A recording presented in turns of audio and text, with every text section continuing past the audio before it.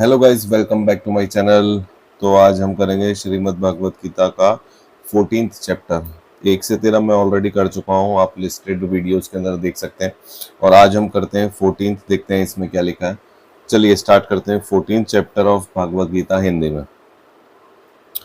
चतुर्दश्यो अध्याय। श्री भगवान उवाच। भगवान बोले, ज्ञानों में भी अति उत्तम उस परम ज्ञान को मैं फिर कहूँगा, जिसको जानकर सब मुनिजन इस संसार से मुक्त होकर परम सिद्धि को प्राप्त हो गए हैं। इस ज्ञान को आश्रय करके अर्थात धारण करके मेरे स्वरूप को प्राप्त हुए पुरुष सृष्टि के आदि में पुनः उत्पन्न नहीं होते और प्रलय काल में भी व्याकुल नहीं होते। हे अर्जुन, मेरी महत ब्रह्म रूप मूल प्रकृति संपूर्ण भूतों की योनि है, अर्थात गर्भाधान का स्थान है, और मैं उस योनि में चेतन समुदाय रूप गर्भ को स्थापन करता हूँ। उस जड़ चेतन के संयोग से सब भूतों की उत्पत्ति होती है। हे अर्जुन, नाना प्रकार की सब योनियों में जितनी मूर्तियां अर्थात शरीरधारी प्राणी उत्पन्न होते हैं, प्रकृति तो उन सबकी गर्भ धारण करने वाली माता है, और मैं बीजों का स्थापन करने वाला पिता हूँ। हे अर्जुन, सत्व गुण, रजोगुण और तमोगुण ये प्रकृति उत्पन्न तीनों गुण अविनाशी जीवात्मा को शरीर में बांधते हैं। हे निष्पाप, उन तीनों गुणों में सत्व गुण तो निर्मल होने के कारण प्रकाश करने वाला विकार रहित है। वह सुख के संबंधन से और ज्ञान के संबंधन से अर्थात उसके अभिमान से बांधता है।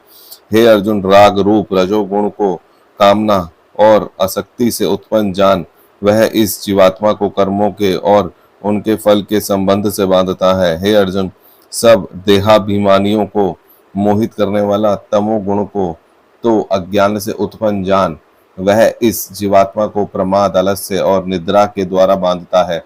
हे अर्जुन, सत्व गुण सुख में लगाता है और रजोगुण कर्म में, और तमोगुण तो ज्ञान को ढककर प्रमाद में लगाता है। प्रमाद भी। हे अर्जुन, रजोगुण और तमोगुण को दबाकर सत्वगुण और तमोगुणों को दबाकर रजोगुण, वैसे ही सत्वगुण और रजोगुणों को दबाकर तमोगुण होता है, अर्थात बढ़ता है। जिस समय इस देह में तथा अंतःकरण इंद्रियों में चेतनता और विवेक शक्ति उत्पन्न होती है, उस समय ऐसा जानना चाहिए कि सत्व गुण बड़ा है। हे अर्जुन, रजोगुण के बढ़ने पर लोभ प्रवृत्ति, स्थार्य बुद्धि से कर्मों का सकाम भाव से आरंभ, आशंति और विषय भोगों की लालसा, ये सब उत्पन्न होते हैं। हे अर्जुन, तमोगुण के बढ़ने पर अंतःकरण और इंद्रियों में अप्रकाश, कर्तव्य कर्मों में अप्रवृत्ति और प्रमाद अर्थात व्यर्थ चेष्टा और निद्रादि अंतःकरण की मोहिनी वृत्तियां, ये सब ही उत्पन्न होते हैं। जब यह मनुष्य सत्व गुण की वृद्धि में मृत्यु को प्राप्त होता है, तब तो उत्तम कर्म करने वालों के निर्मल दिव्य स्वर्गादि लोकों को प्राप्त होता है। रजोगुण के बढ़ने पर मृत्यु को प्राप्त होकर कर्मों की आसक्ति वाले मनुष्यों में उत्पन्न होता है, तथा तमोगुण के बढ़ने पर मरा हुआ मनुष्य कीट, पशु आदि मूढ़ योनि में उत्पन्न होता है। श्रेष्ठ कर्मों को सात्विक अर्थात सुख, ज्ञान और वैराग्यवदी निर्मल फल कहा है। राज से कर्म का फल दुख एवं तामस कर्म का फल अज्ञान है। सत्व गुण से ज्ञान उत्पन्न होता है और रजोगुण से निसंदेह लोभ तथा तमोगुण से प्रमाद और मोह उत्पन्न होते हैं और अज्ञान भी होता है। सत्व गुण स्थित पुरुष स्वर्गादि उच्च लोकों को जाने जाते हैं। रजोगुण में स्थित राजस पुरुष मध्य में अर्थात मनुष्य लोक में ही रहते हैं, तथा तमोगुण के कार्य रूप निद्रा, प्रमाद और आलस्य आदि में स्थित तामस पुरुष अधोगति अर्थात कीट, पशु आदि नीच योनियों को तथा नरकों को प्राप्त होते हैं। जिस समय दृष्टा तीनों गुणों के अतिरिक्त अन्य किसी को करता नहीं देखता और तीनों गुणों से अत्यंत परे सच्चिदानंद स्वरूप मुझ परमात्मा को तत्व से जानता है, उस समय वह मेरे स्वरूप को प्राप्त होता है। यह पुरुष शरीर की उत्पत्ति के कारण इन तीनों गुणों को उल्लंघन करके जन्म, मृत्यु, वृद्धावस्था और सब प्रकार के दुखों से मुक्त हुआ परमानंद को प्राप्त होता है। फिर अर्जुन बोलते हैं, इन तीनों गुणों से अतीत पुरुष किन किन लक्षणों से युक्त होता है और किस प्रकार के आचरणों वाला होता है, तथा हे प्रभु, मनुष्य किस उपाय से इन तीनों गुणों से अतीत होता है।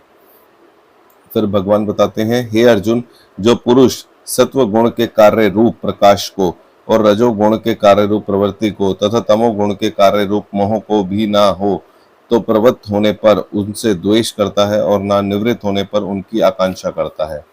जो साक्षी के सदृश स्थित हुआ गुणों के द्वारा विचलित नहीं किया जा सकता और गुण ही गुणों में बरतते हैं, ऐसा समझता हुआ जो सच्चिदानंद परमात्मा में एक ही भाव से स्थित रहता है एवं उस स्थिति से कभी विचलित नहीं होता, जो निरंतर आत्म भाव से स्थित, दुख सुख को सम्मान समझने वाला, मिट्टी पत्थर और स्वर्ण में समान भाव वाला, ज्ञानी प्रिय तथा अप्रिय को एक सा मानने वाला और अपनी निंदा स्तुति में भी समान भाव वाला, जो मान और अपमान में सम है, मित्र और वैरी के पक्ष में भी सम है एवं संपूर्ण आरंभों में कर्तापन के अभिमान से रहित है, वह पुरुष गुणादितीता कहा जाता है।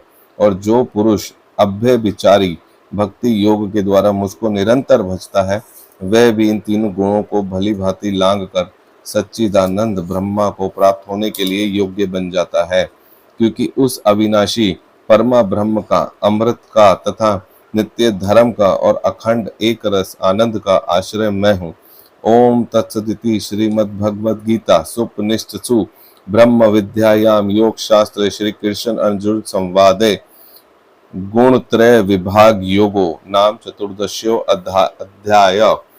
तो इसका ओवरव्यू अगर हम करें तो इसका ओवरव्यू जो कृष्ण जी ने बताया वो है गुण त्रय विभाग योगो। उन्होंने गुण के बारे में बताया है। कई लोग जैसे वेज नॉन वेज खाते हैं वो कैसे होते हैं, कई लोग वेज नॉन वेज के अलावा जो एकदम बिल्कुल प्लेन उबले हुए खाना खाते हैं वो कैसे होते हैं, उनकी सोच विचार कैसा होता है, ये चैप्टर उनके लिए था। तो ये काफ़ी इंटरेस्टिंग था। इससे आपको समझ में आएगा कि वेज खाना है नॉन वेज खाना है, कैसा खाना चाहिए, कैसा हमारा मन होगा, खाने के क्या लाभ हैं क्या नहीं है। तो इसमें सब बताया गया किसको क्या मिलेगा क्या नहीं मिलेगा। तो काफ़ी अच्छा था। और चलिए अब हम करेंगे 15th चैप्टर जो हम करेंगे आज रात को या कल, वो वीडियो आ जाएगी, आप वो सुन सकते हैं। काफ़ी इंटरेस्टिंग था। 15th और इंटरेस्टिंग है, मैंने सुन रखा है, कर भी रखा है, तो मैं आपको ज़रूर कल बताऊंगा क्या है। चलिए, थैंक यू और प्लीज़ लाइक और सब्सक्राइब ज़रूर करें। Thank you.